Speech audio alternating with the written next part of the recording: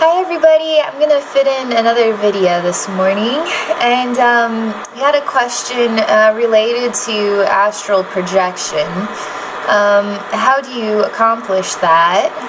So I told him that I would channel wisdom related to this question, because it's sort of one of those topics where you don't, it's sort of an anomaly that nobody really knows how to do it, but we all know that it can be done.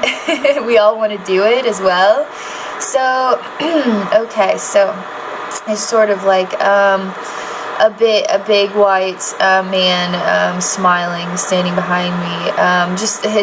He's white only because he is energy. He's a solar spirit, spiritual entity, showing me that he is a very loving, kind being. And he really loves this conversation because human beings, it's the word freedom. When we think of astral projection to free ourselves from our body to explore the universe, there's no greater freedom that could be had from that. He's very much so wants to share the wisdom related to this, or how this could be accomplished. He's humming to me a sound.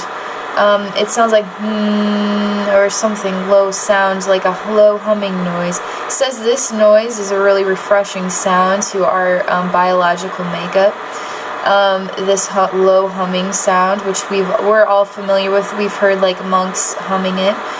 He says this noise is really like a rejoicing sound.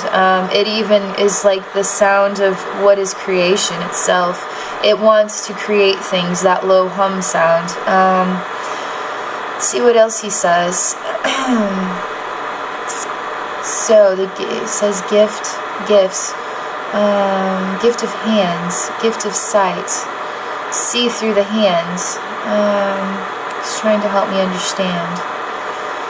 Gift portal of sight. Still trying to make sense of what he's saying. He's showing me eyes on the hands, see? So you got a triangle here. Eyes on hands, two eyes on face, and eye right here. So now you have all these eyes, and then you also have an eye hanging up here even. But he's very much so talking about this. What is this, so to speak? Portal. Creating a portal through your eyes. He says that, I'm not trying to complicate it. The process is, so it becomes complicated because our humanness wants a dictionary, wants a very simplistic way of accomplishing this, and our humanness cannot seem to understand how to make it happen, so to speak. So I'm just going to describe what he says, and then we'll try to find a simple way of accomplishing this, okay? But he's talking about eyes and portal through the eyes. All the eyes, he says. Eyes that are part of your physical, but eyes that are part of your spiritual. This and the hands. Your spirit eyes. Also showing me heart as portal. He's saying, are you aware of these eyes? Are you aware of your heart portal? Are you aware of your chakras? How aware are you of your spiritual, energetic makeup? How aware are you? Are you aware of your physical body? Are you in control of your heartbeat, or does something else control your heartbeat? He's saying all these things as all components of why this is so complicated, because of our human awareness of what is our spiritual makeup. How is spirit associated with our physical bodies? He's saying that is the complicated part about this. He's saying the humming noise is what sets you free. The humming noise is what creates the right vibrations to allow what is doors unlocking, and then allowing you to travel and see the universe in a way that is astral projection. He said specifically astral projection. He said there's other ways you can explore the universe, not through like the literally, soul has a mucous membrane connected with the body, and the mucous membrane just goes with the soul, and the sort of soul is venturing into outer space, and then the soul then ventures back into the body. They're still sort of somehow simultaneously functioning, but yet the soul is somehow not. It can use the soul eyes. It's like using the soul eyes to see the universe and travel through the universe, and still be somehow related to that physical form.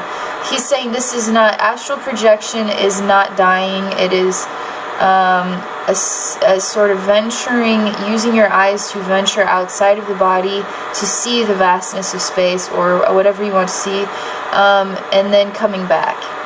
So the body doesn't die, and to go beyond the body without the body dying is the definition.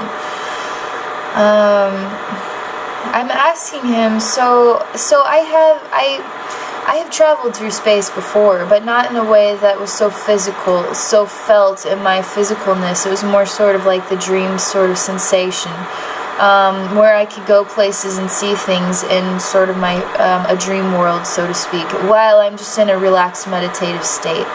I'm asking, is this astral projection, or what am I doing when I'm doing this? Because you can't actually see.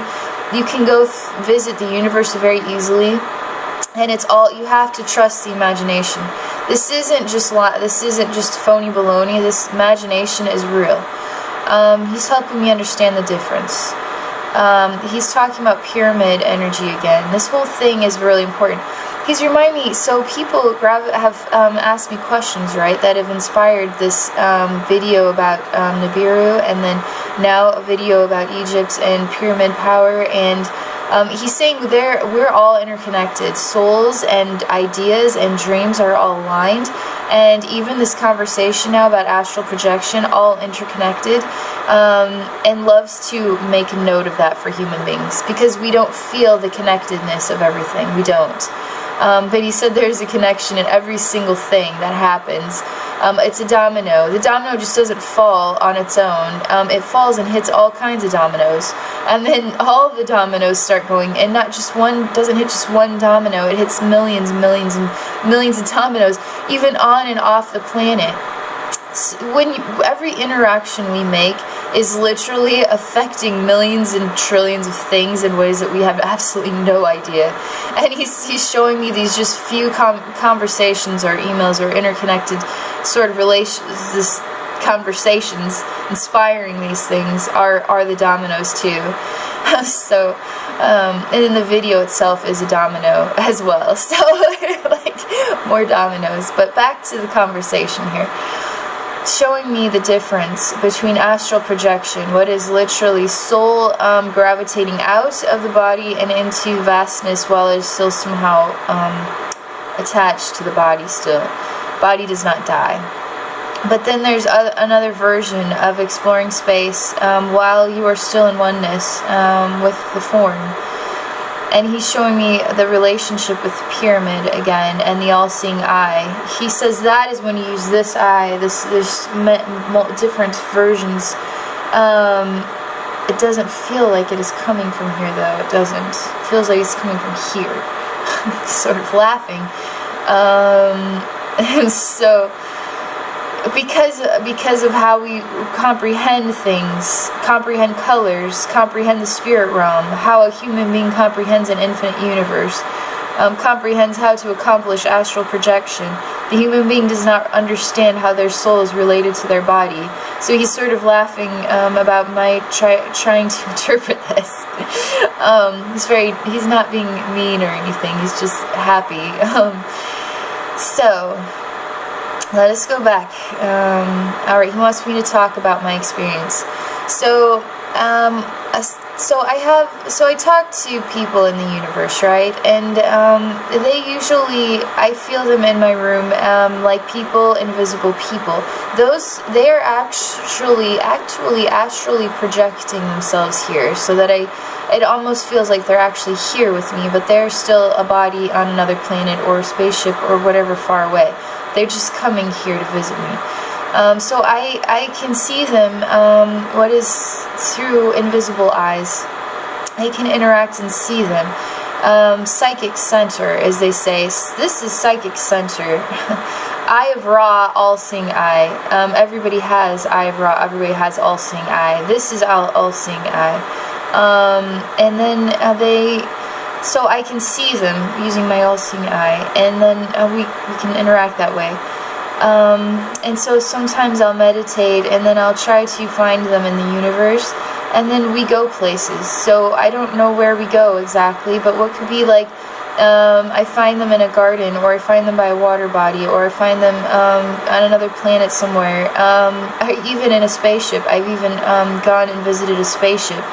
But I didn't feel the experience of flying through space, or going places through space. Just in my body, in a meditative state, interacting with them. They say this is more of a spiritual connection, more of a spiritual thing, that I'm interacting with their souls. Their souls interacting with me is how they're describing it. So I go to a spiritual and spiritually influenced sort of location, and it is all in a meditative state. He says this is not astral projection. This is a spiritual thing. This is also another tool for communicating with any souls that you love or want to interact with in the universe. And they say that the souls that I interact with in this form of communication, they're in bodies of awareness where they actually feel me interacting with their soul. What is really joyful. I could feel what love feel like. That kind of joy feels like. It's really nice. Like really genuinely loving. It's sort of beyond what you feel here. So there's two different versions then. We're learning about this together, okay? I do things and I don't know why I do them. So you have to understand that I don't try to make sense of half of the things that I deal with or experience in my life. But I'm choosing to now. So when I get questions, it's sort of delightful, because now I'm choosing to to ask for an answer, and then to provide an answer for all of us. So now I'm learning about what I'm doing when I do these in this meditative state is more of a spiritual thing. But their souls in those physical forms of these alien beings that I'm friends with have an advanced awareness and do actually hear me when I interact with them in that way. I don't mean to be like emotional, but when I can actually feel what is this superiorly loving bond that creates, and is sort of overwhelming.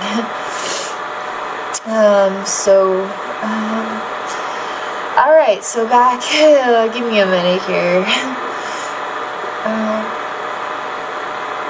So I'm helping you understand that there are multiple ways to experience an infinite universe, and multiple ways then for your soul to interact with other souls. And that you aren't just trapped in a body, that you actually can go places. So he's now reminding me of one time where I did, he said, I did astral project and remembered it. He says, I astral project all the time, is what he's saying. He says many human beings are astrally projecting all the time, and he's showing me what his soul's like wee, all over the planet, going places, and the human body does not know that this is going on at all, and the memories of what the soul is doing does not filter in here, because it is sort of beyond what we can't process that mathematical equation. And so without the ability to process the mathematical equation, our minds have absolutely no relationship to what we're doing beyond, which is why most of us don't realize we are astral projecting all the time. He said the humming noise in the meditative state is what helps the memories to sort of remain here. He's saying many people do it when they fall asleep at night. And then in that sleep state, their soul is sort of activated and able to go places and do things. I've had a dream, which was very real, of flying through outer space with one of my alien friends, and he took me to a planet, and it was a planet, I swear it was a planet, but it was all like glowing and sort of like it couldn't be a planet because it must be a star or something. It was on fire, but it was still a planet for some reason. And it was like black fire and dark blue and silver, and I made a video about it. I talk about this part the very end of the video. I'll have to try to find it. But I have an alien friend, and his name is Ipagus, but I used to call him Ipagus, but he sounds a little bit more proper when you call him Ipagus, so I changed the way I pronounce it. But he is a creature. He would be a very scary creature if you met him in person. But he's sort of like, I talk about him on my website and in other videos. But he's like very tall, made out of rock, what looks like rock, but is an organic body structure. And so he was showing me this planet, this place that I love. My soul recognizes it. I don't know what it means exactly, but I woke up with this memory, and it was so awesome. I remember the feeling of flying, and I remember the feeling of going through outer space, holding my friend's hand, and then him taking me to this awesome location. I still was sort of somehow connected with the sort of mentality of a human being, so I still don't understand it. My soul would know, but my humanness does not know.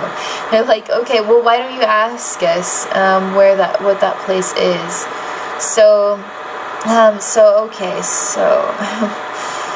Alright, this is important because human beings can do this, and human beings aren't going to make sense of half the things that they see when they go into outer space and they astral project, and then the memories are, when they remember, it's gonna be very much so like a human being. It's like a child trying to make sense of society. They just can't do it because we even adults can't really make sense of society, you know what I mean? So it's just the humanness trying to make sense of a spiritual, infinite universe, you know? So he's showing me we're going to talk about the planet that I saw, where Ipagus took me. This is important because you're going to have these experiences. Gosh darn it, they keep interrupting me now. Okay, so he's saying that before you go to bed tonight, try something new. Before you go to bed tonight, say, when I astral project, I want to remember where I go and what I see. And I want to remember when I wake up in the morning. I say this is so easy, and this would be the easiest way for any human being to try this. You have to choose to remember. He said astral projection happens when you sleep, and that you have to choose to remember the memory of going places. This would be the third version of astral projection. So we talked about meditation and the humming sound, what monks do, and then we talked about now going into a meditative state and then creating sort of a spiritual experience where you interact through a spiritual way. Throughout, he says, the infinite universe, you can decide where you want to go. You can go anywhere. Now he's talking about astral projection, which is through when you just fall asleep and your soul is sort of activated and leaves your body and can go anywhere. He says you have to choose to remember where it goes. Now you acknowledge you do it. Now you can remember. So that is sort of somehow related to why we can't remember too. So he's saying do that. Do that every single night. You will remember. You will wake up and say, I had the weirdest dream that I ... in outer space. And then that is like a bell ringer that this was more than just a dream. He says, now do you relate to why you don't remember astrally projecting? Because it all feels like a dream. And most of you don't want to remember your dreams. You have to choose to remember your dreams. You have to choose to remember what you did while you astrally projected, and that is then when you will remember, he says. You have to choose these things. So now we're going to talk about the dream that I had, and then which he said was me astrally projecting and then recalling.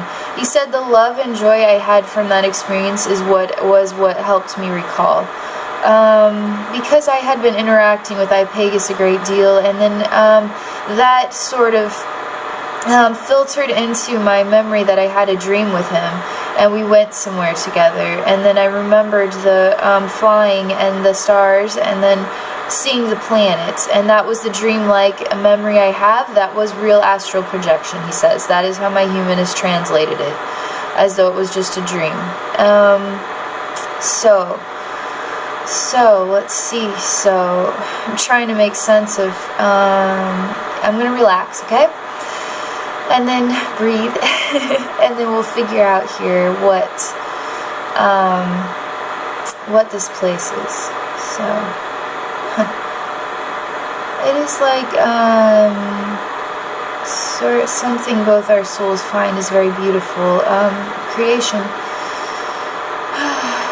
I can feel what the feeling of love is for this place.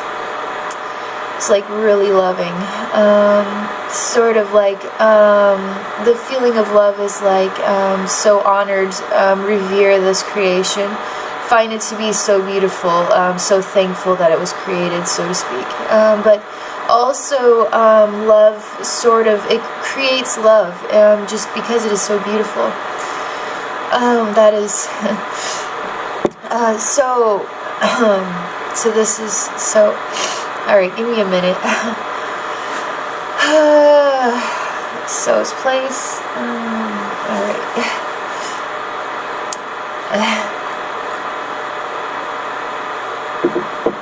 Alright, I'll come together here. So, there's sort of like a god figure that I see. Also of the same colors of this place. And this place is literally dark light, dark blue light, very like varying colors of blues, and then and white and silver, and it's all like burning, but there's no like heat or sensation of flame. That is why it doesn't. That is why it looks like a star or a sun, but it is a planet, because there's absolutely no heat. It is actually emitting no heat at all.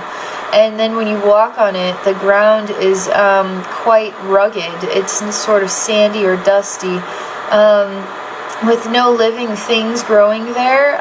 They're saying that it is glowing there, growing with glow. That is the living organism that exists there, is glow. And so it may not be plants, but the plants are the glow, or whatever. It's trying to describe what is some sort of mineral in the sand itself that makes everything glow. This is real. This is a real place in the universe. We stood on the planet together, which I'm recalling, and we're happy to be there together. A sacred place, sort of like what could only be described as two teenagers running off to their secret place in the woods where nobody will find them, so to speak, just to be alone together. And sort of that is like our secret hideout, or something where our souls gravitates, where we gravitate to be happy there together. That is what it is. The feeling of love is like overwhelming. It is so real. It's so honest and genuine. Like, people love and care about each other, but when it goes to like the level of so honest and so genuine and so pure that you can't even breathe, it is so real, that is overwhelming. You don't feel that here every day. You know what I mean? You can feel that though when you interact with spirits and alien beings, and when you do these things, you can go beyond the humanness, you know? He said that love that was experienced there went so far beyond anything. It sort of made an imprint, which is why I remembered, but it still was just a dream, you know what I mean? It was like too magical, too overwhelming, too loving. It didn't associate with the world I live in. It doesn't associate with here. That's why my humanness allowed the memory to exist, but told me it was just a dream, not real. You, watcher, needs to know this. Everybody who watched this video needs to know this, needs to know about this. Choose to remember, they say, choose to remember when you go to bed tonight. Choose to remember what your soul does when it astral projects. This is a version of astrally projecting where it is the easiest way. You already know you're going to do it anyway when you go to sleep. Now you are just choosing to remember where your soul goes. The first version is you being sort of like awake or in a meditation, so you're not asleep, you're awake, and using the humming noise to release you through the eyes, the spiritual eyes, and into the universe. That was the first one. So I'm helping to discern between the differences between them. And then the middle one I was talking about, that is when you're just relaxing, laying down in bed in a meditative state and choosing to go places, a spiritual sort of experience, and to interact with souls that you love. So that is, he's saying that is not astral projection, but that is that can feel like it. That feels like you are going places, but that is only because your soul is actually choosing to make connections with other souls in the infinite universe, in a world that your soul chooses even. In an infinite universe, you can choose anything you want and to experience anything you want, and it is all real, he says. This isn't make-believe, this is all real. Everything you choose is real. It is the domino. Your choice is the domino. And so you who has asked me how to astral project, choose to know how to astral project. You create the domino effect. Now I choose to create a video, channel the wisdom, to help expand awareness on how to astral project. So now I'm creating another domino effect. So all these dominoes are just going to keep rolling, and so he's showing the what happens when you make a choice, when you choose to do something. You create a domino effect, and choosing to do things is good. You have to choose to do things. That is good. So that is all I'm going to share for this video. I feel like I covered a lot. Please feel free to share comments or thoughts or experiences. I think it's a really cool topic, and it's really cool to talk about what happens, like where do you go, what do you see, what do you experience in an infinite universe, because it is beyond the human world, and it goes into other realms that are just sort of really exciting and new and different. And wonderful. So that is all I'm going to share for now. Thank you for watching my video.